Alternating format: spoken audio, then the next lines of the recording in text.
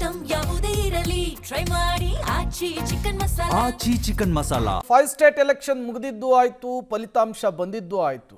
ಈಗಲಾದರೂ ರಾಜ್ಯ ಕಾಂಗ್ರೆಸ್ನ ಕುರ್ಚಿ ಕದನಕ್ಕೆ ಇತಿಶ್ರೀಯನ್ನ ಹಾಡ್ತಾರಾ ಕಾಂಗ್ರೆಸ್ನ ವರಿಷ್ಠರು? ದಕ್ಷಿಣ ಭಾರತದ 3 ರಾಜ್ಯಗಳಲ್ಲಿ ಕಾಂಗ್ರೆಸ್ ಅಧಿಕಾರದ ಗದ್ದುಗೆಯನ್ನು ಹಿಡಿದಿದೆ. ಮೊದಲು ಅಧಿಕಾರ ಕೊಟ್ಟ ಕರ್ನಾಟಕದ ರಾಜಕೀಯವೇ ಈಗ ಬಿಸಿ ತುಪ್ಪವಾಗಿದೆ. ಮೇ ತಿಂಗಳ ಡೆಡ್ಲೈನ್ ಹತ್ತಿರವಾಗ್ತಾ ಇದೆ. ರಾಜ್ಯದಲ್ಲಿ ಜಾಸ್ತಿ ಗೊಂದಲ ಆಗದಂತೆ ನೋಡಿಕೊಳ್ಬೇಕಾದಂತಹ ಅನಿವಾರ್ಯತೆ. ಗೊಂದಲದ ನಡುವೆ ಹೈಕಮಾಂಡ್ ಮುಂದಿರುವಂತಹ ಆಯ್ಕೆಯೇ ತುಂಬ ಕುತೂಹಲ ಕಾರಣವಾಗ್ತಾ ಇದೆ. ರಾಜ್ಯದ ವಿಚಾರದಲ್ಲಿ ಹೈಕಮಾಂಡ್ ನಿರ್ಧಾರ ಏನು ಅನ್ನೋದೇ ಸಸ್ಪೆನ್ಸ್. ಕೆಲವು ರಾಜ್ಯಗಳಲ್ಲಿ ಕಾಂಗ್ರೆಸ್ ಆಡಳಿತದ ಚುಕ್ಕಾಣಿ ಹಿಡಿದಿದೆ. ಕೇರಳ, ಹಿಮಾಚಲ ಪ್ರದೇಶ, ಕರ್ನಾಟಕ ಮತ್ತು ತೆಲಂಗಾಣ.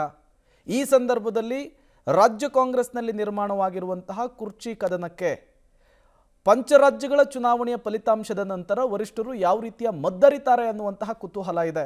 ಇದರ ನಡುವೆ ಈಗಲಾದರೂ ಆ ದೊಡ್ಡ ಮನಸ್ಸನ್ನು ವರಿಷ್ಠರು ಮಾಡ್ತಾರಾ ಅನ್ನುವಂತಹ ಪ್ರಶ್ನೆ ಇದೆ. ಡೀಟೇಲ್ಸ್ ಕೊಡೋದಕ್ಕೆ ಸುಖೇಶ್ ನೇರ ಸಂಪರ್ಕದಲ್ಲಿ ಜಾಯಿನ್ ಆಗಿದ್ದಾರೆ. ಸುಖೇಶ್, 5 ಸ್ಟೇಟ್ ಎಲೆಕ್ಷನ್ ಮುಗಿದಿದ್ದೂ ಆಯಿತು, ಫಲಿತಾಂಶ ಬಂದಿದ್ದೂ ಆಯಿತು.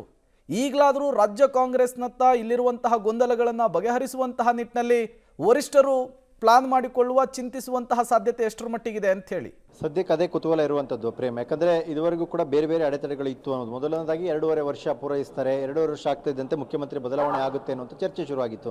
ಆ ನಂತರದಲ್ಲಿ ದೇವರಾಜ ಅರಸು ಅವರ ದೀರ್ಘಾವಧಿ ಮುಖ್ಯಮಂತ್ರಿ ಅವಧಿಯ ರೆಕಾರ್ಡ್ ಬ್ರೇಕ್ ಮಾಡುವಂಥದ್ದು, ಅಥವಾ ಹೆಚ್ಚು ಅವಧಿಗೆ ಬಜೆಟ್ನ ಮಂಡನೆ ಮಾಡಿದಂಥ ರೆಕಾರ್ಡ್ ಬ್ರೇಕ್ ಮಾಡುವಂಥದ್ದು, ಹೀಗೆ ಬೇರೆ ಬೇರೆ ಬ್ರೇಕ್ಗಳು ಬರ್ತಾ ಹೋಯಿತು ಅನ್ನುವಂಥದ್ದು. ಈ ಮಧ್ಯದಲ್ಲಿ ಪಂಚರಾಜ್ಯ ಚುನಾವಣೆ ಇದರಿಂದ ಸಹಜವಾಗಿ ಯಾವುದೇ ಒಂದು ರಾಷ್ಟ್ರೀಯ ಪಕ್ಷ ಅಂತ ರಿಸ್ಕನ್ನು ತೆಗೆದುಕೊಳ್ಳಲ್ಲ ಅನ್ನುವಂಥದ್ದು ಸಹಜವಾದ ನಿರೀಕ್ಷೆ ಇತ್ತು. ಈಗ ಅಂತಿಮವಾಗಿ ಪಂಚರಾಜ್ಯ ಚುನಾವಣೆ ಮುಗಿದಿದೆ.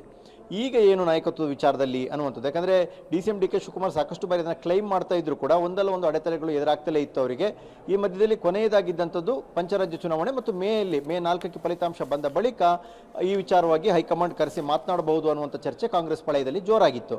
ಆದರೆ ಈಗ ಅದಕ್ಕೆ ಸಮಯ ಕೂಡಿ ಬಂತಾ, ಅಥವಾ ಈಗಲೂ ಕೂಡ ಬೇರೆ ಏನಾದರೂ ಲೆಕ್ಕಾಚಾರಗಳು ಹೈಕಮಾಂಡ್ ಮುಂದೆ ಇದೆಯಾ? ಅಥವಾ 4 ರಾಜ್ಯಗಳಲ್ಲಿ ಪ್ರಮುಖವಾಗಿ 3 ದಕ್ಷಿಣ ಭಾರತದಲ್ಲಿ ಅಧಿಕಾರವನ್ನು ಹಿಡಿದಿದೆ ಕಾಂಗ್ರೆಸ್ಸು, ಮತ್ತು ಮೊದಲು ದಕ್ಷಿಣ ಭಾರತದಲ್ಲಿ ಅಧಿಕಾರವನ್ನು ಹಿಡಿದಂಥದ್ದು ಕರ್ನಾಟಕದಲ್ಲಿ, ಆನಂತರ ತೆಲಂಗಾಣ ಬಂತು, ಈಗ ಕೇರಳ ಬಂದಿರುವಂಥದ್ದು.